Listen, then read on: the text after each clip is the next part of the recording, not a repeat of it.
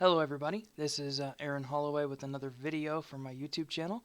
I'm going to start another series with this video called my LitRPG Topics series. Now there's been an influx of authors from other genres and a lot of interest in the last year or so in the genre of LitRPG, and so I just wanted to provide some basic terminology help for a lot of the newbies coming in so they don't have to kind of scramble and search and find these things on their own or get lambasted by trolls because they got something wrong. So I'm going to just go over a couple of basic things, and then I'm going to go over roles of a party, which I'll get into in a second. But I'm also going to include a long list of other terminology along with definitions, or my basic understanding of an explanation of what they mean in the description of this video. So feel free to take a look at those as well. Alright, let's start with just right at the beginning, the name LitRPG. What does it mean? It means literary role-playing game. But what does role-playing game mean? What is a role-playing game? Well, a role-playing game is where you have a group of people come together to play a game, each person playing a different role in the party or a different role in the team, and excuse me, they are trying to accomplish some goal or some mission. There's a story, and the DM or the dungeon master is the person that writes the story, is the person that runs the game, is the rules master.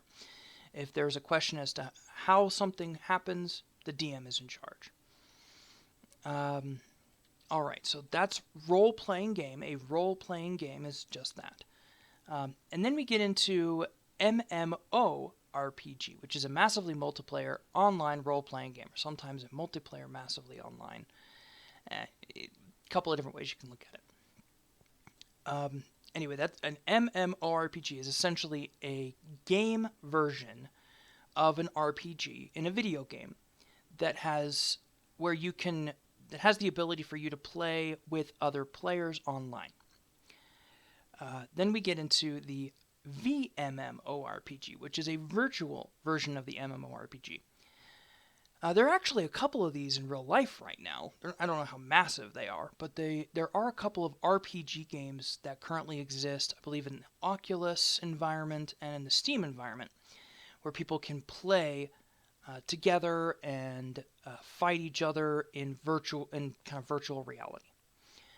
Very early tech, but the idea of a VMMORPG is that they are immersive in some way. You can play this with your friends online together, and you're fully immersed. You have the headset, you have earphones on, everything. That brings us to the last designation, which is sometimes a fully immersive, or VE, or sometimes just called, or FE, or sometimes just called FVMMORPG, which is essentially like Sword Art Online, where the gear connects directly to the brain. The human body is stabilized or doesn't move, while the brain itself is stimulated and can interact with this virtual world directly. Essentially real life, but your brain is hooked up to a computer. And you can play these role-playing games in that. So that's just some basic terminology for that. There are two different types. It's over here. Getting used to the YouTube thing. There are two different types of LitRPG. There's crunchy, which means there's lots of math and statistics in the game or in the book. And then there's soft or squishy, which means soft or squishy. It's over there. Which means there are fewer parts of math and fewer statistics that are going to be explored in the book. So there's that. If you ever hear the term crunchy or soft, that's what they mean. They are in relation to the game rules and math and statistics inside the book. All right, now I'm just going to go over the major roles in a party, which is a role-playing game team.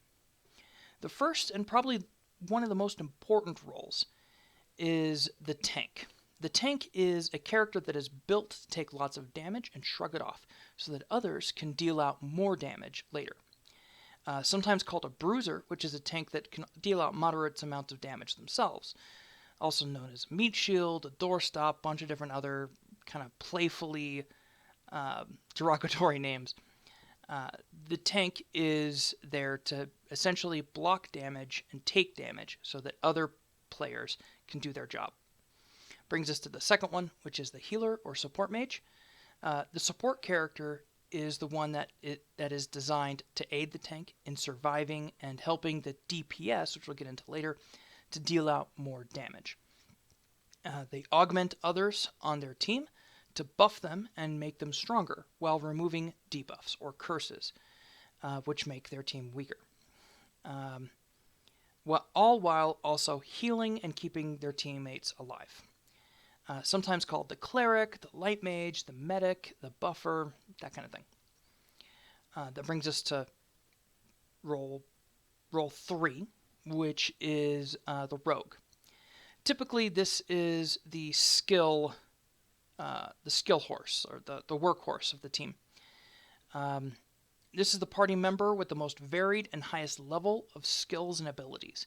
Typically not geared towards combat, though they can be good at sneak attacking or ranged combat, arming and disarming traps and the like.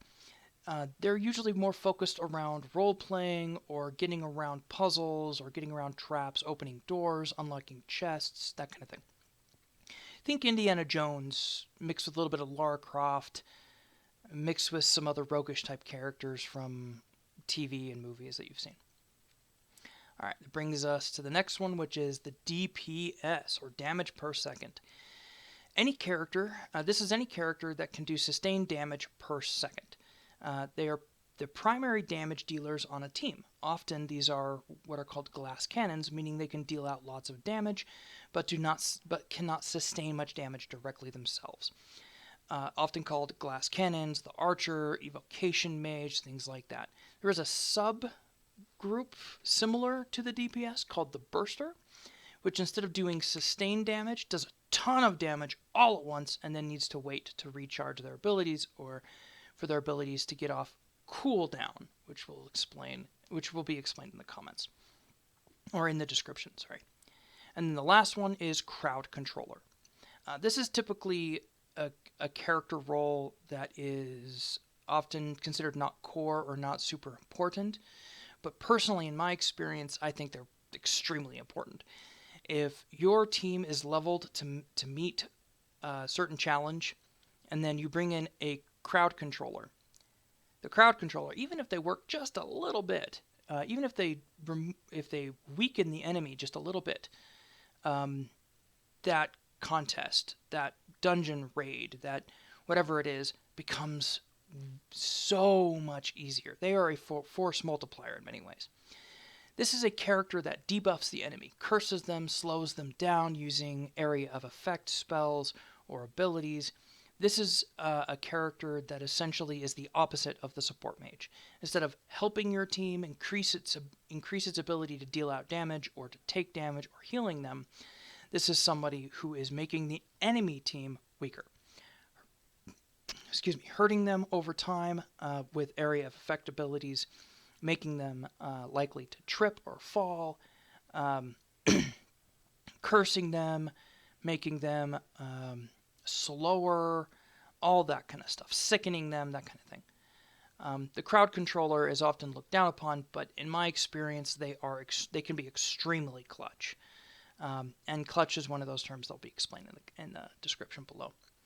All right, that ends my explanation of some of the basic terminology. Again, please check the description where you will find a list of, I think it's about 20-ish more terms, along with a link to my Patreon, where if you're interested in more videos like this, feel free to subscribe and directly support me there. All right, thank you all for your time, and I hope this video was helpful. Have a great day. Bye-bye.